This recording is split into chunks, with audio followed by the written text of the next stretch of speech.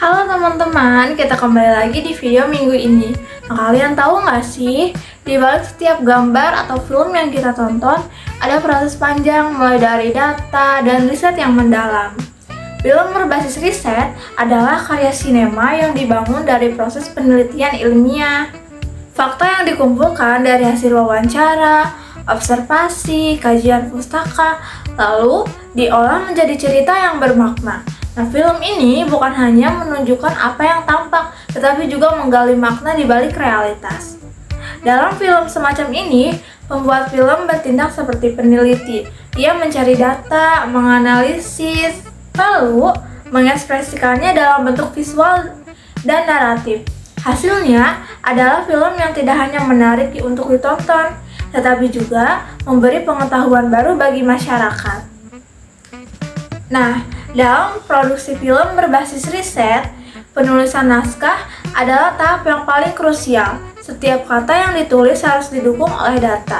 Setiap adegan harus memiliki dasar fakta. Format penulisan juga diatur dengan logika yang rapi. Satu halaman skenario biasanya setara dengan 1 menit durasi film.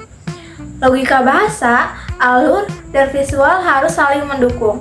Film yang baik bukan hanya hasil dari imajinasi, tapi juga hasil dari ketelitian berpikir. Nah, dengan narasi yang struktur, penonton tidak hanya menikmati, tetapi juga memahami pesan yang disampaikan. Nah, selanjutnya, rasionalisasi data dan keakuratan fakta. Rasionalisasi data berarti memastikan setiap keputusan produksi memiliki alasan ilmiah. Pemilihan lokasi, narasumber, hingga musik latar, semua harus sesuai dengan fakta dan tema penelitian. Langkah ini menjaga kejujuran intelektual film dan menghindarkan penonton dari informasi yang keliru. Film berbasis riset tidak boleh hanya mengandalkan sensasi film. Ia juga harus memprioritaskan keakuratan agar pesan yang disampaikan benar-benar bisa dipertanggungjawabkan. Selanjutnya, wawancara dan studi pustaka sebagai fondasi. Dalam film berbasis riset, wawancara menjadi sumber data primer. Melalui wawancara, pembuat film dapat menggali pandangan, pengalaman, dan emosi dari narasumber secara langsung. Hasilnya bisa disajikan sebagai potongan dialog, testimoni, atau adegan dramatik. Selain itu, studi pustaka juga sangat penting. Melalui kajian teori dan literatur, pembuat film memahami konteks sosial, budaya, dan ilmiah dari topik yang diangkat. Dengan teori, film tidak sekedar menampilkan fakta, tetapi juga menginterpretasikan maknanya secara mendalam. Langkah berikutnya adalah mengubah hasil riset menjadi visual yang mudah dipahami penonton.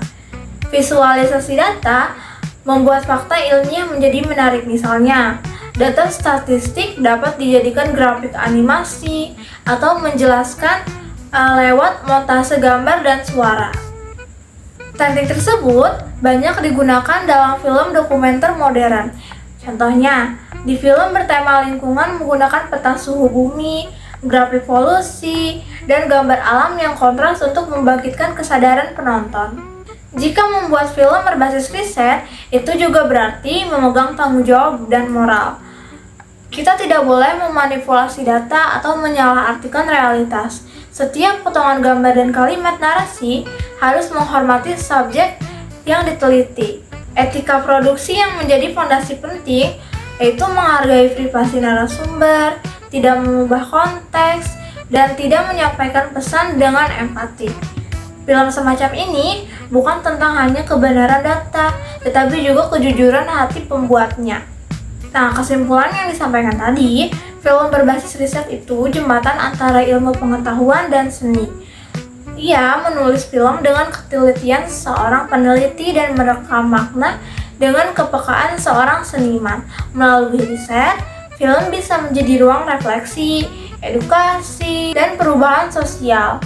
Karena pada akhirnya, setiap gambar yang direkam bukan hanya untuk dilihat, tetapi juga untuk dipahami, direnungkan, dan dirasakan. Oke, sekian video Learning Journal kita pada minggu ini. Terima kasih telah menonton. Jangan lupa tinggalkan komentar. Sampai jumpa di minggu depan. Bye-bye.